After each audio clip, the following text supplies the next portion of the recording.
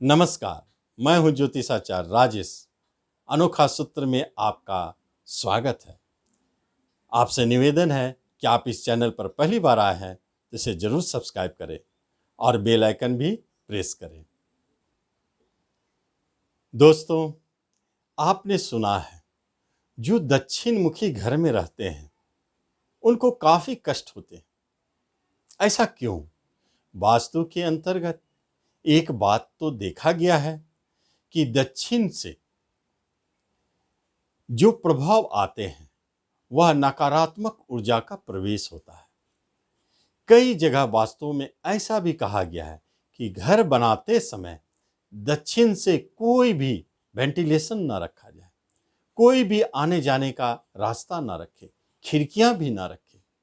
इतना ही सख्ती बरती गई है। लेकिन आज के आधुनिक युग में आप चाहकर भी ऐसा नहीं कर पाते। जमीन की टुकड़ा है, उसमें आपको घर बनाना है और घर बनाना है तो वेंटिलेशन देना है। या कभी कभी ऐसे स्थिति आते हैं कि दक्षिण मुखी पर ही आपको घर बनाना पड़ता है।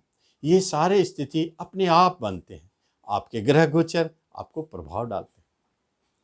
आपके राजयोग चल रहे हैं, बहुत अच्छे दशांतर दशा चल रहे हैं, तब तो वह वास्तु दोष चुप रहेगा। प्रभाव डाल रहे हैं लेकिन आपके राजयोग के सामने उनका प्रभाव आपको दिखता नहीं है। उनके नकारात्मक प्रभाव आ रहे हैं। कुछ न कुछ तो आपके घर में इतनी अच्छी स्थिति होने के बाद भी परेशानी दिखती होगी। लेकिन आप अच्छी स्थिति में हैं, राजयोग में हैं, धनागमन हो रही है, खुशियां मिल रही है, इसलिए वह दिखाई नहीं देता है कि बड़े राजयोग छोटे दुख को भी दबा के रखते हैं। लेकिन जब राजयोग समाप्त होते हैं तब वही दक्षिण मुखी प्रभाव अपना दिखाना शुरू करते हैं और तब महसूस होता है कि पहले तो हम अच्छे थे, अब क्यों परेशानी होने लगी। एक यह बात है। दूसरी बात है, जो मंगल प्रधान व्यक्ति होते हैं, जिनका जन्म कुंडली में मंगल उच्च का हो, मूल त्रिकोण राशि में हो, मेष राशि हो, वृश्चिक राशि हो और मंगल मजबूत हो, कमजोर नहीं, मजबूत हो कुंडली में, वैसे लोगों के लिए यह दक्षिण मुखी घर भी लाभदायक साबित हो जाता है। ऐसे लोगों को देखा गया है कि उस घर में रह के काफी नाम कमाते हैं, अपना स्टेटस बनाते हैं, धन बनाते हैं, धीरे धीरे ही सही लेकिन बहुत मजबूती से काफी नाम, धन, यश, प्रतिष्ठा कमाते हैं। लेकिन मंगल प्रधान व्यक्ति बाकी लोगों के लिए नहीं, दक्षिण मुखी घर सूट नहीं करता है। तो ये दो बातें आपने जाना कि जिनके साथ ऐसी बात हो तो उन्हें दक्षिण मुखी घर भी फायदा दे देते हैं। लेकिन सबके तो वैसे नहीं है। फिर क्या होगा? फिर हम इससे कैसे बचेंगे? और इस अब समय में, आधुनिक युग में, जब गांव घर में रहते थे तो चारों दिशा खाली थे, लेकिन अब तो बहुत छोटे जगह में घर बड़े बड़े बनने लगे हैं। तो फिर दक्षिण से तो हवा के लिए, वेंटिलेशन के लिए जगह छोड़ना पड़ रहा है। कहीं कहीं तो दक्षिण से दरवाजा खोलने पड़ रहे हैं, खिड़कियां खोलनी पड़ रही है। ऐसे स्थिति में हम क्या करें? वहां से तो प्रभाव आएगा ही आएगा, नकारात्मक ऊर्जा वहां से प्रवेश करेगा ही करेगा और वह आपके पूरे घर में व्याप्त होगा और आपके मन में तनाव उत्पन्न और धन की समस्या, आपस में विवाद, कलह, अशांति घर में दिखना शुरू हो जाएगा। ऐसी स्थिति में क्या किया जाए? यह जो तरक्की को रोकने वाली हो जाती है, बहुत परेशानी होगी।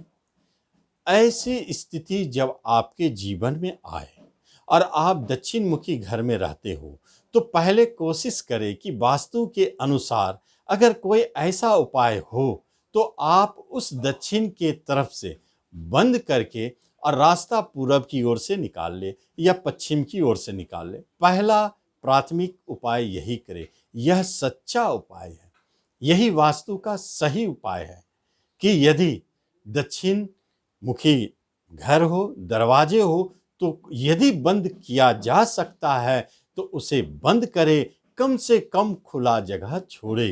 पहला यह प्राथमिकता हो। और यदि आने जाने का कोई और सुविधा आपके पास बनते हो तो दक्षिण से बंद करके पश्चिम हो, पूरब हो, उत्तर से आप आने जाने का व्यवस्था करें। यह महत्वपूर्ण है। दक्षिण मुखी घर किसे कहते हैं या दरवाजा किसे कहते हैं, इसे हम कैसे समझेंगे? इसे ऐसे समझें, जब आप घर से बाहर निकल रहे हैं तो आपका मुंह दक्षिण की ओर हो, बस समझ जाए वह आपका दक्षिण मुखी घर है, खिड़की है, दरवाजा है। अब इसे बचने के लिए एक ऐसा शक्तिशाली उपाय है जिसे आप आजमा सकते हैं, और यह बहुत कॉमन उपाय है, हर एक घर में उपलब्ध है।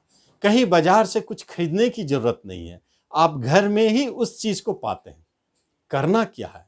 इसके लिए तो बहुत सारे उपाय हैं, फेंगशुई में भी है, लेकिन हम आपके घरों में ही वह उपाय है जिनको इस्तेमाल करके दक्षिण के अशुभ प्रभाव को दूर करने का उपाय बताते हैं। बहुत ही सिंपल बात है। आपने अपने घर में ऐसे ऐनक, ऐसे शीशा रखे होंगे जिसमें चेहरा देखते हो। यह क्या है? जब हम उसमें चेहरा देखते हैं, वहां रिफ्लेक्शन होता है। इधर से जो भी किरण जा रहे हैं, वहां से वह शीशा उसे रिफ्लेक्ट उल्टा मेरे तरफ करता है, इसलिए हमारा इमेजिन बनता है। इसलिए ऐसे शीशा हो जिसमें आपका चेहरा दिखता हो। उस शीशे को हम कहां लगाएंगे? आप दक्षिण मुखी दरवाजे पर लगा, दरवाजे के चौखट पर, ऊपर वाले चौखट पर उस ऐनक को लगा दें। कैसे लगाएंगे? तो स्वाभाविक बात है, जब दक्षिण मुखी है और हम चौखट पर ऐसे लगाएंगे तो आईना में जो है रिफ्लेक्शन दक्षिण की तरफ होगा। कहने का अर्थ हुआ, जब हम आईना में चेहरा देखेंगे तो मेरा मुंह उत्तर मुंह की ओर होगा।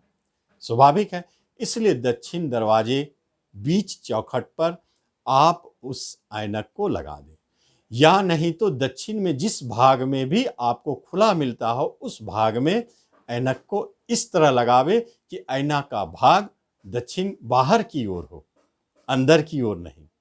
बस यही काम करता है। क्या करता है? बाहर से जो नकारात्मक ऊर्जा आपके घर में आ रहे हैं, ऐना उसे रिफ्लेक्ट कर दे रहा है, वह उसे बाहर ही भेज दे रहा है।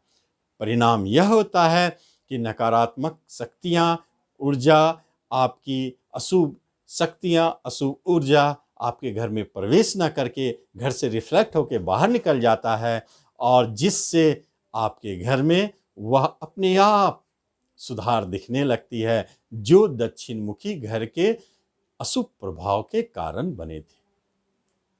तो इस तरह यह एक सिंपल उपाय से आप दक्षिण मुखी घर का उपाय कर सकते हैं और इसका लाभ उठा सकते हैं। धन्यवाद।